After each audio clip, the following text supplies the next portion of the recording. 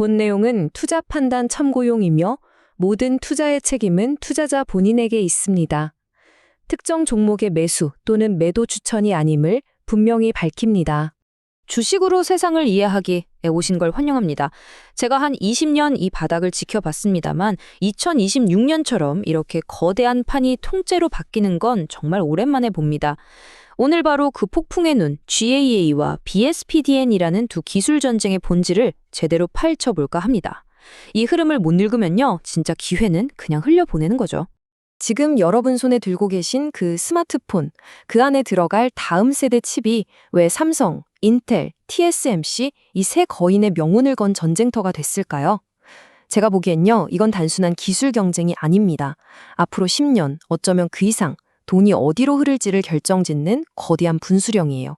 자, 모든 문제의 시작은 바로 이 전력의 벽이라는 녀석입니다. 반도체 작게 만드는 거 좋죠. 근데 아무리 작게 만들어도 전기가 수도꼭지 샘물처럼 줄줄 새나가고 열만 펄펄 나면 이게 무슨 소용이겠습니까? 기존의 핀펫 기술이 바로 이 물리적인 한계, 말 그대로 막다른 길에 딱 부딪힌 겁니다. 그래서 첫 번째 혁명이 터져 나옵니다. 이 전력의 벽을 깨부수려면 트랜지스터의 구조 자체를 완전히 뜯어 고쳐야만 했어요. 그게 바로 GAA, 전류를 훨씬 더 꽉 야무지게 움켜쥐는 새로운 방식의 등장이었죠. 화면 한번 보실까요? 정말 간단해요. 왼쪽의 옛날 핀펫 방식은 전류가 흐르는 길을 겨우 3면에서만 감쌌어요. 뭐랄까, 책을 양쪽 표지만 잡고 있는 꼴이죠. 그러니 틈으로 전기가 셀 수밖에요. 근데 오른쪽 이 새로운 GAA 방식은 어떻습니까? 전류가 흐르는 채널을 아예 사방으로 둘러싸서 꽉 잡아버립니다. 주먹을 꽉 쥐듯이 말이죠. 이러니 누설 전류, 이걸 거의 완벽하게 제어할 수 있게 된 겁니다. 3나노 일화에서 그 지긋지긋하던 고질병을 해결한 정말 결정적인 한 수였다고 봅니다. 그리고 이 숫자 70%, 이게 바로 이번 이야기의 핵심입니다. 2026년 2월 기준으로 삼성이 2세대 2나노 GA 공정에서 달성했다고 알려진 수율이죠. 트렌드포스 같은 시장 조사 기관들이 이 수치를 인용하면서 삼성이 드디어 안정적인 양산 궤도에 올랐다, 이렇게 평가하더군요. 제 눈에는요, 이게 단순한 기술적 성공이 아니에요.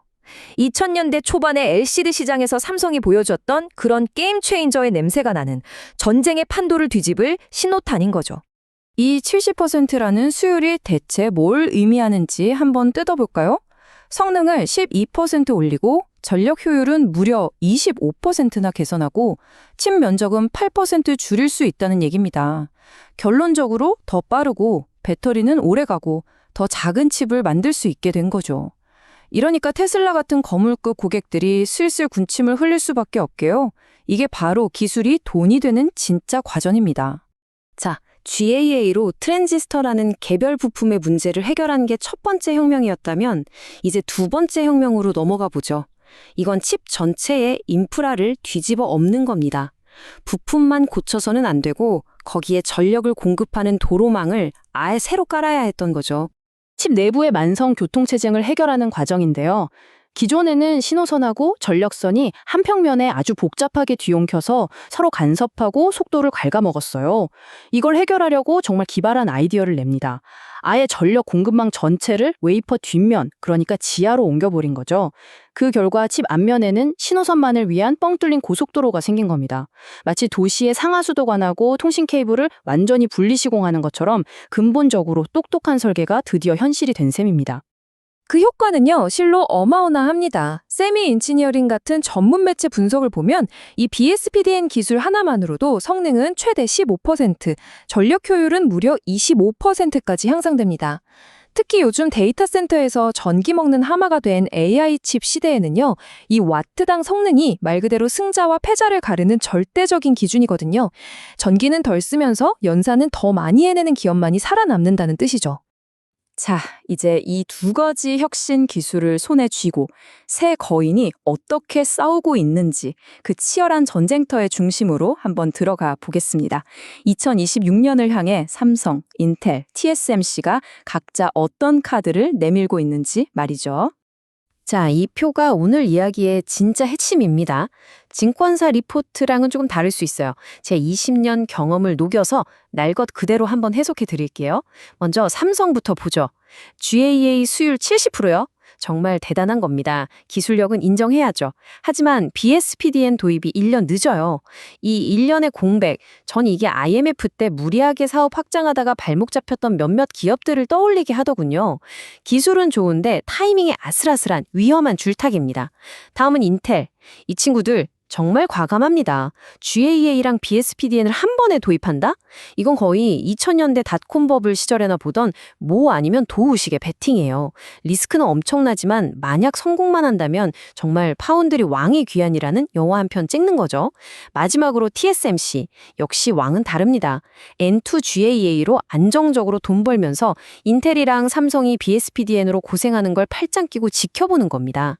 그러다가 2026년 말에 가장 완벽한 기술로 엔비디아 같은 핵심 고객을 꽉 잡겠다. 이런 계산이죠. 정말 영리한 플레이어입니다. 이 타임라인을 보면 서류상으로는 인텔이 가장 앞서 나가죠. 하지만 기억하셔야 합니다. 이런 로드맵은 언제든 바뀔 수 있어요. TSMC의 저력이 무섭고 결국 이게 삼성의 2027년 계획에 엄청난 압박으로 작용할 수밖에 없는 그런 구도입니다. 그럼 우리 투자자들은 이 복잡한 싸움판을 어떻게 활용해야 할까요? 장밋빛 약속과 냉혹한 현실을 구분하는 실전 투자 전략, 지금부터 말씀드리겠습니다. 2026년에 우리가 회사 발표보다 더 주목해야 할 진짜 지표들입니다. 분기별 수율 보고서, 특히 삼성의 그 70% 수치가 계속 유지되고 개선되는지 눈에 불을 켜고 봐야 합니다. 또 어떤 회사가 AI나 모바일 대기업과 계약을 따냈는지 이 신규 고객 발표가 정말 중요하죠. 그리고 로드맵을 지킬 만큼 설비 투자를 하고 있는지도 확인해야 하고요. 마지막으로 장비나 소재 공급 업체들 사이에서 어떤 소문이 도는지 이런 것들이 진짜 배기 초기 신호입니다. 여기서 제 실전 팁 하나 드리겠습니다. 이런 거대한 기술 전환기에는요, 절대로 한 마리 말에 모든 걸 걸면 안 됩니다. 제가 과거 수많은 산업 재평기에서 뼈저리게 느낀 건데 유력한 1등이 항상 이기는 건 아니더군요. 현재의 선도주자, 강력한 도전자, 그리고 이들에게 장비나 소재를 공급하는 핵심 공급업체에 분산 투자하는 것, 그게 현명한 전략입니다. 결국 이 한마디로 정리됩니다. 기술 로드맵은 그저 약속일 뿐입니다. 우리 투자자의 진짜 일은 그 약속이 제대로 이행되는지를 끝까지 추적하는 것이죠. 말만 번지르르한 회사가 아니라 실제로 결과를 만들어내는 기업을 찾아내야 합니다. 오늘 내용 딱 3가지로 요약해 보겠습니다. 첫째, GAA는 트랜지스터의 누수 문제를 해결한 구조적 혁명이다. 둘째, BSPDN은 전력 공급 인프라를 뒤집어서 전력 효율을 극대화하는 혁명이다. 그리고 가장 중요한 셋째, 2026년은 이 두 기술을 둘러싼 새 거인의 전략적 선택이 향후 10년 시장의 리더를 결정하는 분수령이 될 거라는 점입니다. 다음 시간에는요, 이렇게 만들어진 경이로운 칩들이 어떻게 바깥 세상과 연결되는지 그 다음 전쟁터를 살펴보겠습니다. HBM4, 하이브리드 본딩, 그리고 글라시 기판의 세계에서는 또 어떤 엄청난 싸움이 벌어지고 있을까요? 미리 한번 고민해 보시는 것도 좋겠습니다. 결국 주식시장은 생존의 무대입니다. 지금의 현명한 선택 하나가 5년, 10년 뒤 여러분의 계좌를 결정짓는다는 걸 절대 잊지 마십시오. 오늘 내용이 도움이 되셨다면 구독과 좋아요, 알림 설정 꼭 부탁드립니다. 저희는 더 날카로운 심층 분석으로 다시 찾아뵙겠습니다. 지금까지 주식으로 세상을 이해하기였습니다.